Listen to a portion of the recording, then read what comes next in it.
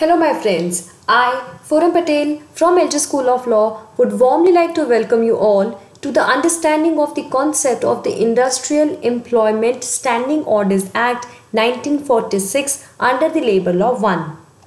The discussion of this act should be extended to the meaning and application of the act, or standing order and model standing orders concept, classification and cancellation of the standing order, provision of the appeal and departmental inquiries at large. As you can see on the screen, my friends, these are certain important sections that we shall be discussing under this act. The first one is section 3, which talks about the submission of the draft standing order. Section 4, which talks about the conditions for certifications of the standing order. Section 5 talks about the certification of the standing orders, 6 about the appeals, 7 about the date of the operation of the standing orders, Section 8 talks about the register of the standing order, 9 talks about the posting of the standing orders, Section 10 talks about the duration and modifications of the standing orders, Section 11 deals with the certification officer or certifying officer and appellate authorities to have the powers of the civil code. Rather, Section 12 talks about the oral evidence in the contradiction of the standing orders which are not admissible in its nature. And last one, that is Section 13, talks about the penalties and the procedures at large. So friends, let's get started with the introduction and definition under the Act. To avoid the fictions amongst the employers and workmen which are employed in an industry, it is the principal aim of the Indian legislation to have a legislation regulating the same. Now, it was considered that the society had a vital interest in the settlement of the terms of the employment of industrial labor and also settlement of the labor problems. Therefore, the steps were taken by the central government to enact the Industrial Employment Standing Orders Act in the year 1946, my friends, with a view to afford the protection to the workmen with regard to conditions of the employment particularly. Now, the standing order definition has been provided under Section 2 of this Act. It means any rules relating to the matters set out in the schedule to the Act, that is Section 2 subclause G, which is to be covered and in respect of which the employer has to draft for submission to the certifying officer the matters specified in that particular schedule. Now, let's understand the objectives of the Standing Orders Act. The objectives of the Act, as you can see on the screen, my friends, can be classified in the main 3 sections. The first one is the purpose of having standing orders at the plant level and other commercial establishment is to regulate the industrial relationship. The second one is that this order regulate the conditions of the employment, grievances, misconduct, etc. of the workers employed in the industrial undertaking. The third one is about the unsolved grievances which can become the industrial dispute at large. So, if you want to come over all the industrial dispute with regard to the employment issues, then this Act serves its own purposes for the same. So friends, let's get started with the understanding of the definition of the standing orders which has been given under the Act. Under Section 2 subclause G, as you can see on the screen, standing orders means rules relating to the matters which are set out in the schedule. Now, standing order means the rules of the conduct for the workmen who are employed in the industrial establishment. The objective of this Act is to require the employers in industrial establishment to formally define the conditions of the employment under them. Friends, moving to the next definition, which is very important, that is the model standing order. Model standing order, it refers to one given in the Industrial Employment Standing Orders Act, of course, as a model or rather as a baseline for those who wishes to draft one standing order for their own industry. An employer can take the same, add or remove certain rules, of course, consult with the workers or representatives and get it certified. Now, what does this model standing order includes? As we discussed in the objective section, my friends, this should include the issues with regard to the employments. So, the model standing order, it includes the classification of the workers, publications of the work time, holidays, pay days and the wages rates, etc. Then shift working, the timings of the shift, attendance and the late coming, leaves and holidays, casual leaves, payment of the wages, stoppage of the work, termination of the employment, certain disciplinary actions for the misconduct, dismissal, suspension and complaint sections at large. That means, my friends, that this is dealing with each and every aspect of the employees. Employment is continuation process. If it is not regulated in its own particular way, then the outcome or the result will not be as desired. So, the rules and regulations must be laid down by the legislation to govern the same. Now, one must have a proper understanding of these rules and regulations which are required to be made out. So, these model standing orders has been set aside, or it has been given under the Standing Order Act 1946, so that one person who is making the standing orders or rules or regulation with regard to the employment can have an idea about the same.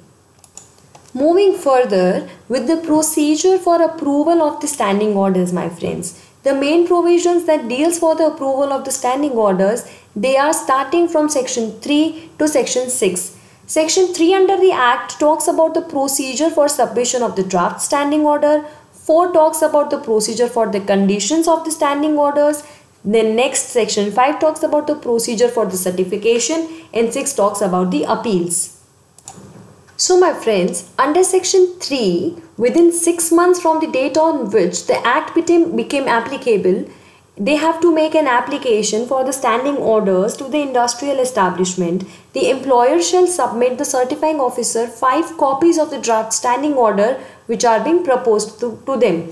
Now the provision shall have been made in every matter which has been set out in the schedule for the establishment and which were there mentioned in the model standing order in every industrial establishment. Now, subject to the such conditions as may be prescribed, a group of the employers in similar industrial establishment may submit a joint draft or standing orders under this section.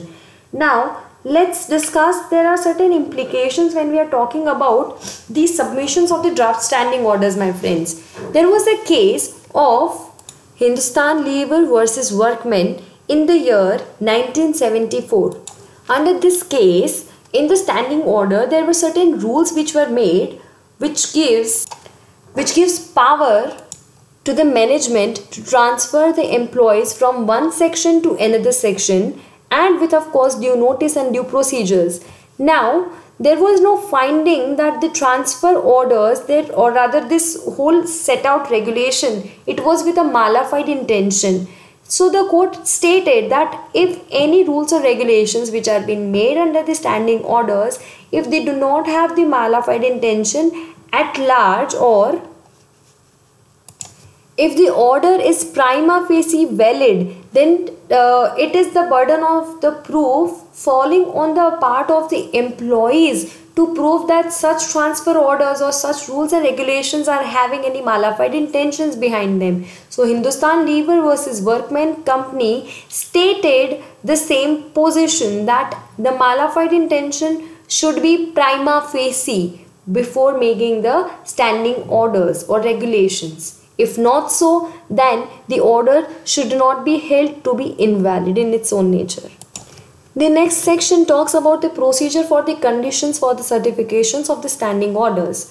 The standing order to be certified by a certifying officer under certain conditions, of course. The first one, as you can see on the screen, is if provision is made therein for every matter that is set out in the schedule which is applicable to the industrial establishment, and if the standing orders are otherwise in conformity with the provision of this act, and it shall be function of the certifying officer or appellate authority to reasonableness of the provisions of any such standing orders.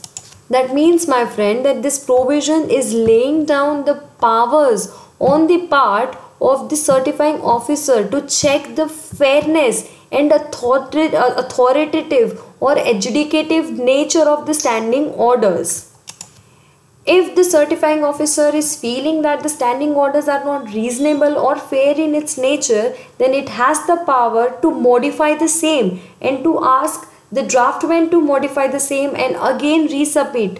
That means that deviations from the model standing orders, Now the question comes, my friends, that whether the deviations from the model standing orders, are they allowed or they are not allowed. So the answer to this question can be given by certain case laws. One of the cases is Shahadra Saharanpur Light Railway Company versus SS Railway Workers Union in the year 1969. Through this case, my friend, the court was of the opinion that if the standing orders or the rules and regulations imparted under that standing order is not fair and just in nature, then the certifying officer shall have all the power to provide the same back for the modifications if the changes are required, and the fairness has to be decided by the certifying officer himself, and the modifications whatsoever is to be given has to be commented on the standing orders. So that means, my friends, that the deviation from this model standing order is allowed, of course, but it is the discretion of the certifying officer to check the validity or rather the fairness when you are deviating from the model standing orders. It is important that the draft must be certifiable under this act. That means, my friends, that the model standing orders gives you an outline to understand that what all should be included in the standing orders. But the industry is of course free to make its own regulations and rules deviating from the model standing order and not following the exact format. It gives the framework of the standing order, but it is not something that every industry must be following. The industry can deviate the rules and regulations according to their own convenience, and of course if the members are agreeable to that differences or deviations. In all these deviations, one point has to be made very much clear, that the reasonableness of the standing order should not be, or it rather must not be, affected in an adverse way. If the reasonableness of the standing orders is proven, my friends, then even the limitation period or rather the notice period may be expanded or it may be deviated from the model standing order. It is the case of Associated Cement Company Limited versus PD Vyas. In this, the certifying officer felt that it was very much needed to increase the notice period from 14 days to 1 month, because the discrepancy between the model standing order and the actual standing order which was submitted by this industry was not at a stage. So to bring it to the same level, or rather to create a balance in the standing order, the certifying officer extended the days of the notice period from 14 days to 1 month, and this change, that means the certifying officer tried to bring the reasonableness in the standing orders, rules and regulations. It has to do it in conformity with the model standing orders. Then what about the matters which are not covered by the schedules? Does that mean that we all have to follow the model standing orders and none of the matters can be deviated from the schedules? In UP Electricity Board versus T.N. Chatterjee case, the Supreme Court failed to give any proper guidance with regard to the same thing. Supreme Court in that case just stated that the standing orders nature has to be fair and just, and if it is reasonable enough then it should be, or rather the matter may be covered, but it did not give any concrete view on the same question.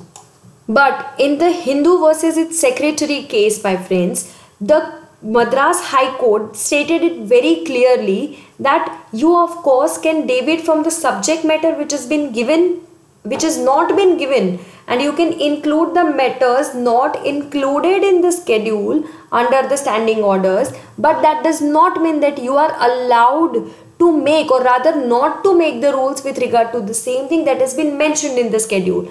The Madras High Court in this case stated that other matters mentioned in schedule, they are of course allowed if the reasonableness is proven, but it is mandatory to follow and include all the aspects which has been laid down under the schedule of the model standing orders, my friends. This increases another question in the mind, that if the matters which are not covered in the schedule are allowed, and if the reasonableness has to be stated, and the deviation is also allowed from the model standing orders according to all these case laws, then does that mean that the industry can have two different sets of regulations or standing orders for different set of employees, my friends? The Supreme Court gave its opinion in the UPE Supply Company versus T.N. Chatterjee case. It gave its answer on whether one industry can have different set of the standing orders or not for different employees. The court was of the opinion that the objective of this act must be kept in mind while you are framing two different sets of the standing orders.